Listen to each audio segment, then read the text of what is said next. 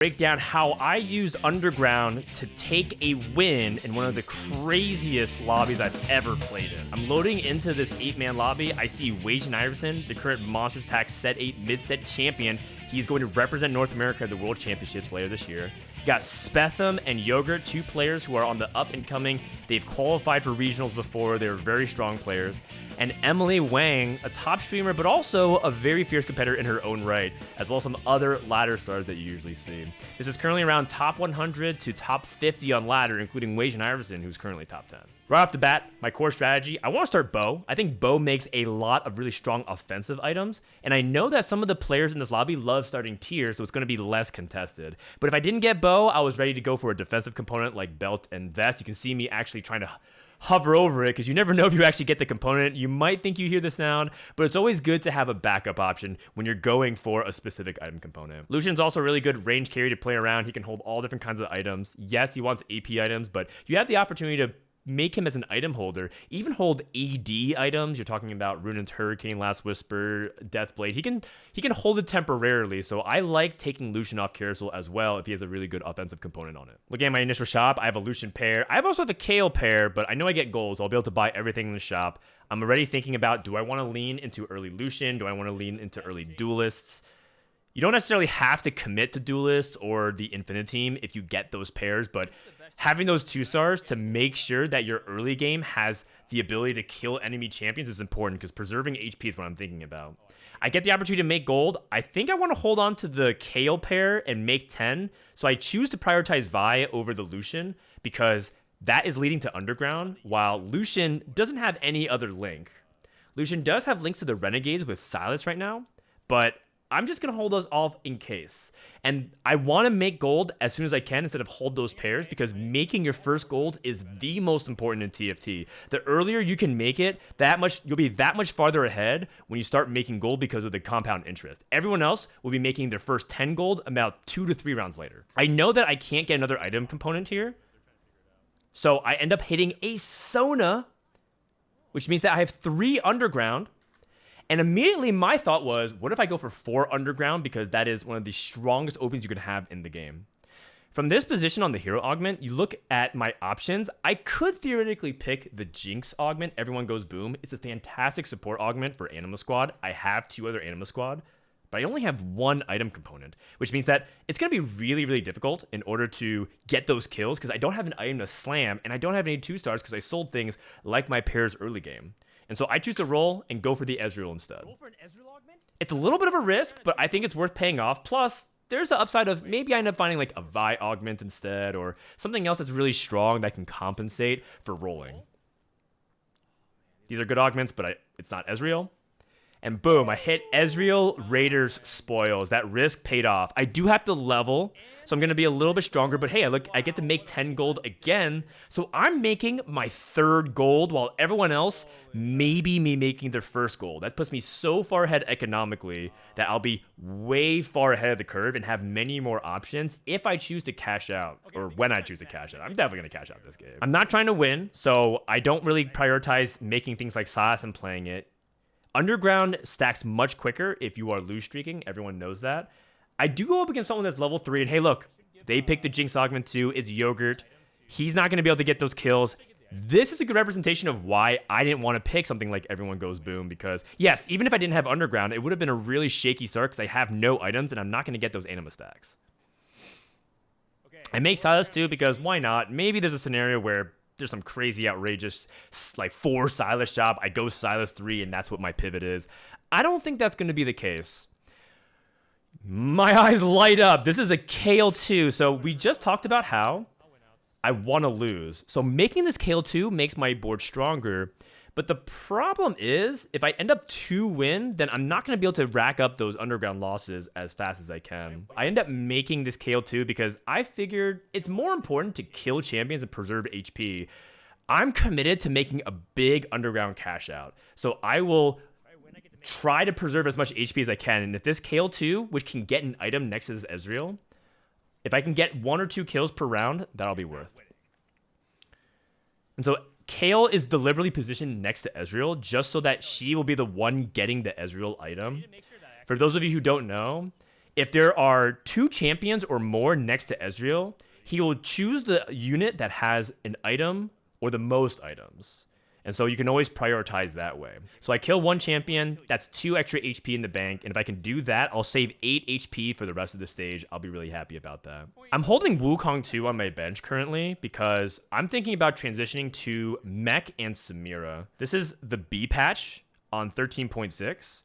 So Samira has recently gotten buffed. I want to test to see if Samira, which is an underground unit, can transition back into mech and play a little bit more of that classic set 8.0 monsters attack vibes, having Samira in the backline with sure shots and playing mech in the front line as my tank. Oh, this is me checking my underground heist table because I'm trying to figure out what are appropriate heists to go for.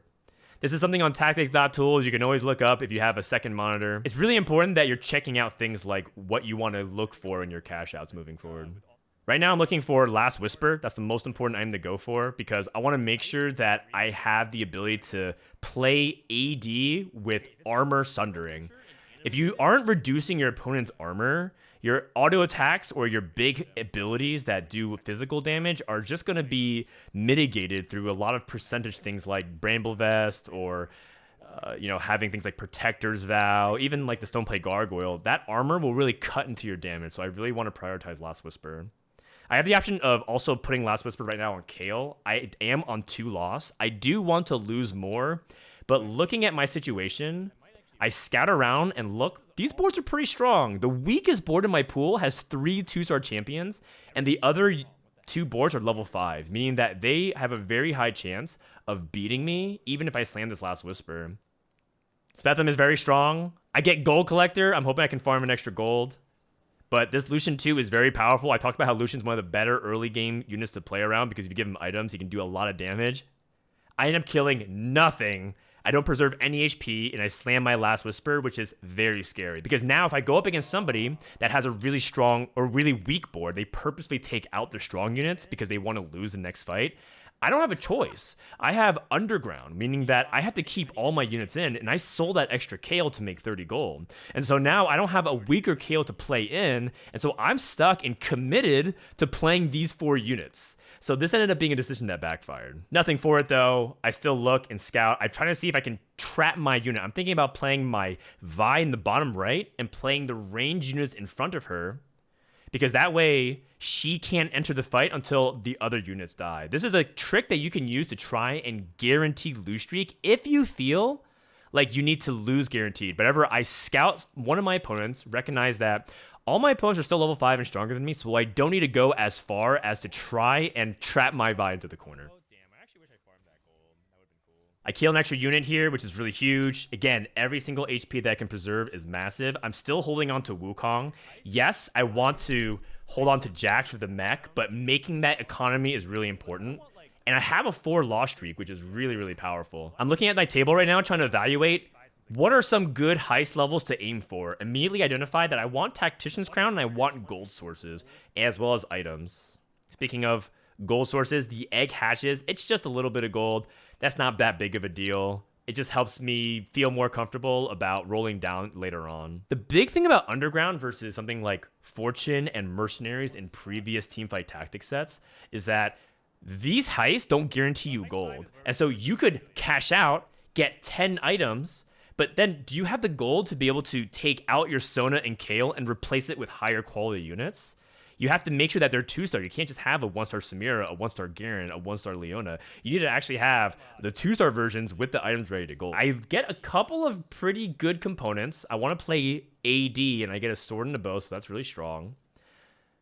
I pre-level to 6 because, again, I'm not super incentivized to try and win these fights, but I also do want to preserve some HP. Remember, Ezreal will prioritize between 2 units or more, the unit that is holding items. And so I'm thinking, do I really want to put items onto this Wukong right now? Because if I put a if I put a vest onto the Wukong, that means I need to find another Wukong or an item remover later on because I don't want Wukong to be my mech. So I isolate him. Ezreal ends up giving a Randuin's. I recognize that this means that I have to position a little bit differently. So I'll have to adjust for the next fight. I slam a vest or a sword onto the Kale because I want to kill an extra unit. Kale does have the last whisper, so it amplifies my attack damage, so I feel like I can get away with slamming the sword and still losing. 5 losses max eco, I pre-leveled to 20, and now I hit Underground Heart, and I also have, I believe, a Vi pair, which means this Underground Heart will make Vi 2, and will naturally make my board stronger and preserve more HP. Alternatively, I can take Rich Get Richer and try to go for a big cash out. We talked about how big cash outs without goals can be really difficult. And so I choose to go for the Underground Heart. I get 5 Underground, and I get to try to play for a Samira on Carousel to go for the mythical, the magical 6 Underground. I remember that I can get Randuins as an option for the Ornn item. So I position my Vi next to my Ezreal, and I give her the vest because she will guarantee get the item now from Ezreal's Raider spoils. And if it's a Randuin, it will give a bunch of armor and magic resistance to all the adjacent champions. And look at that. That's exactly what I get. It could have been Anima Visage. It could have been Eternal Winter. It could have been other items. But I positioned just in case that will happen. And as a result, my front line is very tanky because of it. And now I get to kill more units. I end up slamming a Giant Slayer because I think it's really important to recognize that Underground will most likely give you items. And so don't try to greed the components too hard. I want to make sure that I can kill as many champions as possible. This was a big moment in my game. I hit Ezreal 2 and I hit Rel 2, which means that I'm able to now make my front line even tankier, which should help kill more units. And the tankier my front line is, the more likely my Kayle 2 is going to kill any kind of units and champions to preserve that HP. I just mirror my positioning and keep myself a little bit unpredictable. I don't want people to get the sense that I'm just going to AFK my units and they can position for the optimal setup against me. One thing to note is that you can tell that I'm keeping all my units on the same side because they're focus firing. They're all going to turn their attention on this gangplank, then they all turn their attention to this Fiora and the Neela, and so I'm not spreading out my damage. I want to make sure to focus fire and try to kill off as much as I can. At this point, I'm thinking about what item I want off of the carousel. I either want something to complement that vest on Vi to complete an item, or I want Samira. Something kind of crazy happens here. I end up winning at 3-3 against a pretty high tempo composition. Duelists really want a streak on stage 3, so this was a pretty important win for Wage and Iverson. He didn't get it. And so that was a really disruptive thing in my game plan. Hey, guess what? I spotted a Samira on the carousel, and looks like I'm going to be able to get 6 Underground. Vile tried to go for it, but I was able to get to it fast enough. The problem is, it's a death cap. It's 2 rods. I don't really want to be slamming Locket of the Iron Solari. I don't think it's that helpful of an item, particularly if I want to position like this. With 2 rods, what am I going to be doing? Using one of those rods to make a different item? Even if I get, say, a Hextech Gunblade, which can be pretty powerful in a backline carry, what am I going to do with the other rod? So this is a really interesting moment where I could end up cashing out, but considering how well I've been preserving my HP, I'm at 58.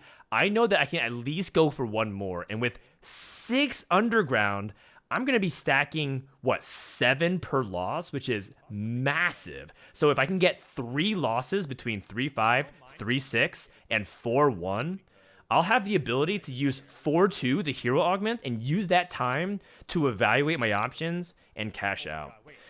The most important thing when you're playing some of these cash out strategies is making sure that you have time to actually make the decisions. If you cash out at, let's say, like 4-3, you only have the standard amount of time to sell your board, roll your gold, put your items on, position and scout. It's just going to be too much going on. But if you use natural intervals like the end of a stage, like 3-7 when you're going up against the Raptors or you're going up against Aurelion Doom, or if you use it during the augment choices, you have a lot more time. So I'm trying to use my timing of my Underground cash out to line up with when I'm going to have more time to make those impactful decisions. So I'm 7 out of 10, as you can see on the bottom right, and then I'm going to be 14, aka 4 out of 10, and then I'm going to go 11 out of 10 on the next one, which means that I'll be landing on the end of Heist level 5. At this point, I'm starting to sweat a little bit. I'm like, okay, how far do I actually want to take this Underground cash out? Some of these boards are pretty strong. You're looking at almost all 2 stars for Vile. He has a Rammus 2. He has a Renekton 2, Lucian 2. So these are not weak boards by any means, but he has a lot of gold. Clearly, he's going to save up for a big roll down. I think in hindsight, I probably would have ended up slamming this death cap and combine the 2 rods, because again, I want to preserve HP, and damage is starting to ramp up every stage. You take more damage on stage 3 than you do stage 2. You take more damage on stage 4 than you take stage 3, etc., etc. So this was the last fight on stage 3. And so I wanted to be mindful about how much HP I can afford to lose. This is kind of a tougher decision. I started getting a Tactician's Crowns and 6 components. That's actually pretty good. But I realized that I don't actually have the ability to capitalize on it very much because I still need to have a lot of gold. And I'm also 4 out of 10, meaning if I lose one more, like I said, we'll have more time at 4-2 to make really thoughtful, impactful decisions instead of rushing and being in a fray and then making bad decisions. Even the best players in the world can't make 100% clean decisions if they don't have enough time. So you can see I'm holding the Jax pair. I'm getting ready to transition to mech. I'm holding extra sure shot units to pair with Samira. I can make frontline items. I have the ability to make Sunfire Cape and get anti-heal. It's really strong to stop those healing sources from going infinite against you. You don't really want to play the game without anti-heal because if anybody has a healer, they're just going to get full value and you're not going to cut through the tanks very fast. Scouting, just to make sure that there's no one that has anything crazy like a hook or a shroud that really punishes me. This ended up being a really fortunate fight I go up against because Yogurt still hasn't rolled down. He is waiting for his hero augment, and so I get what feels like a free fight. Even if I lose this fight, he's not that strong because he's playing like Garen 1 and a bunch of 1-star anima. So I'm not particularly super intimidated about this fight result. And Samira gets one more kill? No, she does not. Oh, that's unfortunate. All right, 4-2 hero augment. I'm looking for some combat power. And so from this spot in my augments, I'm looking at something that can help really take my comp to the next level once I cash out. I'm thinking about Cyber Implants or Stand United. The value of Cybernetic Implants is it's going to make my Samira stronger. It makes my tanks have a lot of extra health, so that way I have the ability to scale them. But the problem with Cybernetic Implants with mech is that you're killing 2 of your units, and so when you kill 2 of those units, you're not going to get as much cyber value by spreading out your items. Good thing about implants is that Underground gives me items a lot of the time, so I'm going to be able to capitalize on that value. On the flip side, Stand United is also a lot of power, and if I choose to have a cash out that has Tactician's Crowns, it's going to give me more room on my board to fit in synergies to boost my power of all my champions. So this is Heist 5. I have the opportunity to cash out. As you can see, I took my really sweet time making that augment choice. And if I choose to go for it, I have a Tactician's Crown. I get 6 items. I get a Tome of Traits and another item. So I basically get 4 full items, and I get a Tome of Trait for an emblem.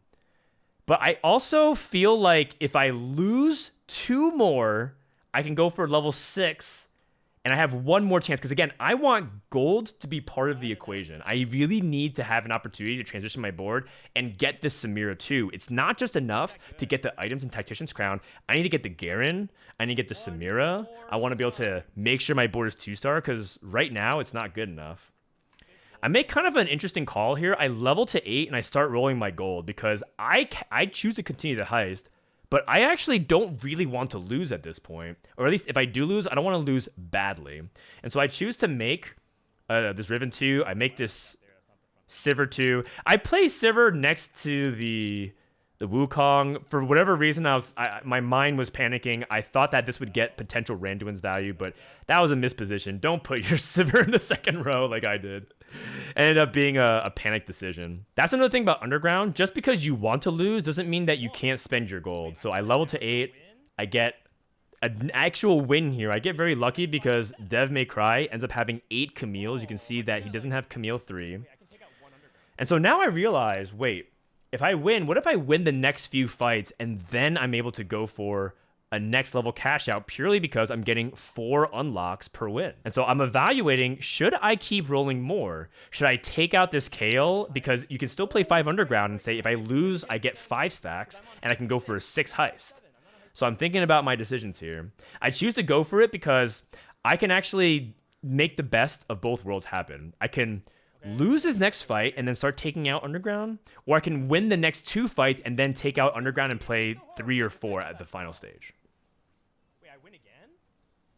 Going up against You Make Me Better, again, kind of a fortunate situation where He doesn't exactly have like the Misfortune 2. He hasn't rolled a bunch of gold. Look at him. He's level 7 with 50 gold. He's trying to really power up his composition for after the carousel. So a couple of really nice fights, and I get another win.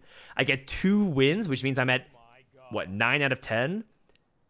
That almost guarantees that I'll be able to go for a very safe 6 heist or even more. At this point, I realize I have 2 offensive items. I want to go for something defensive. I go for a cloak because I see that there's a lot of AP damage in the lobby. I want to make sure that I have anti-AP damage, and usually Dragon's Claw is one of the best ways to deal with it, because a lot of single target damage, like Twisted Fate, for example, will get stuck on that big, giant super mech tank if they don't have the ability to shred it. Or even worse, they don't have like a 2-star Twisted Fate. They won't actually kill the unit for the entire fight. The irony of it is that I end up getting a Dragon's Claw. This is a full item anvil, so I end up having a little bit of regret here. I wish that I realized that it was a full item anvil. That's something that I need to improve myself. Kind of a conundrum here, because if I put this Dragon's Claw onto this Vi, that means that I don't have the space for the Ornn item. So I end up putting it onto the Riven. Riven's just a temporary unit to have 2-star until I find Garen. She's just there to tie in the synergies with the Brawler and the Defender. So now I have multiple units that can tank a good amount of damage. This is a scary fight. Emily Wang has the Jhin too, and all my units are lined up perfectly for his ability to hit and pierce through all of them. So I don't expect to win, but that's okay. I won 2 fights. I have 1 or 2 fights that I can give as losses on stage 4 and feel comfortable about it. And again, I'm holding units on my bench that I know I will potentially transition to. I have that Garen. I have that 2-star Jax. In the back of my mind, I'm constantly thinking, if I have to cash out, I'm ready to go. This is 6 heists, which you might be thinking, is this really 6 heists? You get 6 completed items in Rapid Light Cannon, which is not bad, but for whatever reason, it doesn't visually feel like it. But I was very tempted because I had 6 gold. However, I couldn't help but notice I am 16 out of 10, which means that I can go for 7 heists at this point. I'm at 24. That was a great loss. Even if I take the worst loss imaginable on the next fight, I will be able to go for a level 7 heist. This was a temporary oversight from me. I forgot that 5 underground does not give 4 unlocks if I win. So if I won this next fight, I wouldn't actually be 10 out of 10. I'd be 9 out of 10. So this ended up being a decision that I think, in hindsight, was more risky than worth it. I think I should have just played the KO and been okay with a slightly weaker board, because that way I would have guaranteed, win or lose, that I would get the 7 heist. But we did it. No matter what, I'm getting the 7 heist. And the best part is, like I said, I have a full 2 rounds with Aurelian Doom coming up at the end of stage 4, plus the starting time at 5-1 in order to plan my turn and make sure I get the transition. Oh my god. 3 Tactician's Crown, a bunch of gold, and item components. In fact, I have so much stuff I can't even pick it up because my bench won't allow it. Because I have so much gold, I'm just going to go to 9. Because I'll be able to roll 50 gold, which surely should allow me to hit Samira 2, Garen 2. At this point, I also realized that I just probably should have stacked my Tactician's Crowns on somebody so I can pick up all my items and make things afterwards.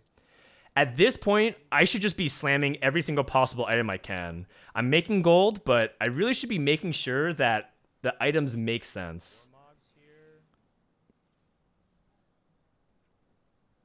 There's a lot to think about. I want to also roll to make sure that I hit 2-star units. I want Garen 2, I want Samira 2, and I want to see if I can hit like a legendary of some kind. But this is why holding things like that Jax 2 is really important, so that way I don't have to think about, do I have the mech set up? I cut things down to phases. As you can tell, the mech was already in place. I somehow rolled a lot of my gold and still didn't hit Garen 2, but I did hit Samira 2.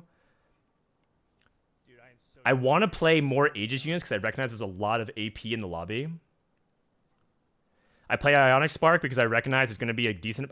with my legendary setup, there's going to be likely a lot of magic damage. So I want to make sure that there's no ability for my opponent to have any ways to stop my damage. I want all armor shred and I want all magic shred. I'm frantically trying to get everything together. It is a mess. I'm not even going to make 10 gold because these are all pairs that I want to hit. And there's a little bit of a weird bug going on where if the mech combines, you can't really place items onto it. Also, it's worth noting, I'm keeping my Ezreal next to my mech because I want this Garen to be taking the Ornn item. If it gets Anima Visage, it gets Eternal Winter, it's worth twice as much as it is on another champion. That's why I end up stacking the Vi instead of the Garen with these items. Selling a couple of unused champions. I think the hardest part about capping your board is recognizing what are the weak champions you don't need to play. For example, I don't need this Morgana. I already have an Ionic Spark, I already have a Last Whisper, but I don't see it fast enough. I played Twisted Fate because I see Infinity and I think, oh, there's actually time for me to potentially summon another board. I want to have a bunch of units. But I also have 12 units on the board, so it doesn't really matter. I basically just said I'm slapping this in because I feel like I just need to have presence onto the board. More units on the board usually means more stats, but it's a little bit unnecessary. I want to pick up Leona because even if she gets sacrificed, she's a nice Aegis unit. I want to make sure that I am tanky. I'm at 1 life. I'm at 10 HP. I can't afford to lose one time. Echo 2. I can find a way to take out another unit. Looks like Morgana can finally come out. Please replace Morgana, Frodan. Why did I think? I thought about it and I chose not to do it. Leona can actually just go in immediately over this Morgana. Hello, Frodan, please. You have 2 forms of Shred with the Ionic Spark and Last Whisper. You don't need it? Okay. So now I'm looking at what other units that I do or do not need. Wait, I take out my Aegis units? Oh, I play a Syndra. Syndra can throw these units in. I'm looking frantically at anyone that can use AP sources. I realize that Ezreal Underground actually does do AP damage, and with Parallel, might be able to actually add in some nice supplementary use of it, so just throw it onto him. Most of the heavy lifting in this game is done. I've made sure that I've 2-starred my board. I'm making sure that I have diverse damage sources, that it's not just Samira. I have Urgot dealing damage. I'm also setting up for Ezreal to also do a lot of damage. I'm thinking about, is there any way that I can disrupt my opponent at this point? What are some of the outs that my opponent can get? And so when you're so far ahead in a game of TFT like this, denying your opponent's best scenario is also a valid strategy. So I took Oxforce Emblem because Oxforce is one of the best front lines currently in the metagame, and I want to stop other people from being able to Oxforce me. Not to mention, there's also some nice synergies, right? Like I have an Alistar, meaning that I can Oxforce anybody else on my team. I took a look at Janna. Do I actually want to have this mana cast? I think actually maybe I do, because having the extra mana cast means that Urgot's going to cast faster, Ezreal's going to cast faster. It gives me CC. It feels more reliable than Syndra right now, because Syndra works really well if you have a good bench. My bench is Ezreal 1 and a Leona 1. So it's actually not even that strong. Oh my god, I forgot about this moment. I get a Blitzcrank hook off of my Raider Spoils and I hook Spetham's Lucian 3. I mean, come on. I have double his units. He's level 6 and I'm level 9 with 3 Tactician's Crown. That is just unfair. I think I should be teching in this Leona at this point. I don't think Brawler really matters. I guess maybe at this point I'm thinking about my synergy bar for Stand United, which is outrageous value at this point. I have a max value. Everything does so much.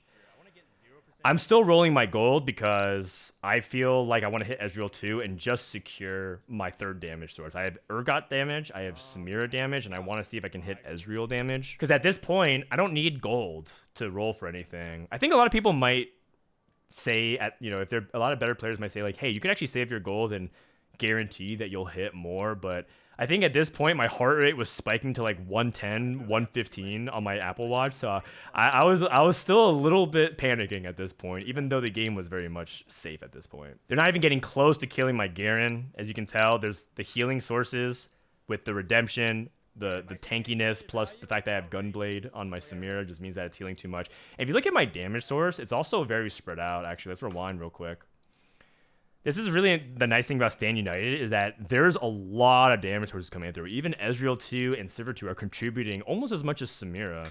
And that is the power of Stand United, and that's the power of being able to spread out all of these items and making sure that I'm not overly reliant on just one unit to carry. The game's going to be over soon, so it's not even worth saving my gold at this point. I get a cash out. I forgot that I was playing 4 Underground. I ended up stacking a lot of wins. I kept the 4 underground in because I wanted to play a bunch of the Aegis units. Right now, there's a lot of AP comps currently in the metagame, so I want to make sure I stack my Aegis units. It makes Vi into also a nice off tank. Multiple carries, multiple tanks, and that's a recipe for success. As you can tell, at this point, scouting doesn't truly matter because I have too many threats. The game is pretty much over at this point. I pick a Shroud. Again, disruption is more important than raw power. Shrouding stops people from getting their casts on. I put my Shroud onto a bench champion because it's harder for people to see it. When they're scouting for different items like Zephyr and Shroud and whatnot, they're looking more at the bench or like the units that are on the field. When I say the bench, I mean the item bench. They're not looking at the units, so you can always use this tactic to hide your Shrouds. A little bit ratty. Kiyun would be proud. At this point, I finally recognize that the way I could cap out is to actually go for 4 Aegis, stop this Misfortune. I mispositioned. I don't get the Shroud on the Misfortune, but that's okay because I'm just so far ahead, it does not matter. Also, if I wanted to position a little bit better, Garen would be moving over 1 to the right so that he would also get his AoE cast and stun the Misfortune in the back line. Nice, close fight. At this point, everyone in the lobby is praying that they don't face against me. I'm just so far ahead. I'm way too strong. I have 2 stars on my legendaries. I'm trying to identify if there's any other units worth cutting. I have found one. It is Sivir because I don't need 3 sure shot. I don't need to scale my AD. I have so much damage. Instead, I can go for the ultimate cap. And Syndra is always part of the ultimate cap in TFT because it extends your board. Now she's going to be throwing in things like Fiddlesticks and Urgots and legendaries onto the field. At this point, I'm kind of celebrating. I'm putting my Tactician's Crown on my Wukong. I want people who look at my match history to understand that I got 3 Tactician's Crowns off of my cash out. Misfortune, again, I missed the Shroud. Not a big deal. I'm just way too strong at this point. Syndra's going to be throwing in more units. I don't have that good of a bench, but that's totally okay. Urgot finally farming me some gold. I kind of realized that Urgot hasn't been farming me much this game so far, but that's totally okay. In a competitive setting, I would criticize myself for not trying to actually position thoughtfully. I'm basically just AFKing my Garen frontline, and as well as my Janna. I'm keeping my Janna in the center, giving Syndra the mana so she can cast a little bit faster. I do a pretty swag play, I think. I put Spark on my Fiddlesticks, so when Syndra inevitably throws the Fiddlesticks onto the field, my Fiddlesticks will be itemized. Totally unnecessary. You could have also just put it onto Echo and it would have been fine. Wagen Iverson concedes essentially by selling the entire board, recognizing that he is toast. I didn't see it fast enough. I probably would have sold it and mashed him toe to toe. But there you go. 7 underground heist cash out. I hope this walkthrough was really helpful. If you have any questions or comments, I'll answer them in the bottom of this video. Make sure to like and subscribe. Thanks for watching. I'll see you guys next time.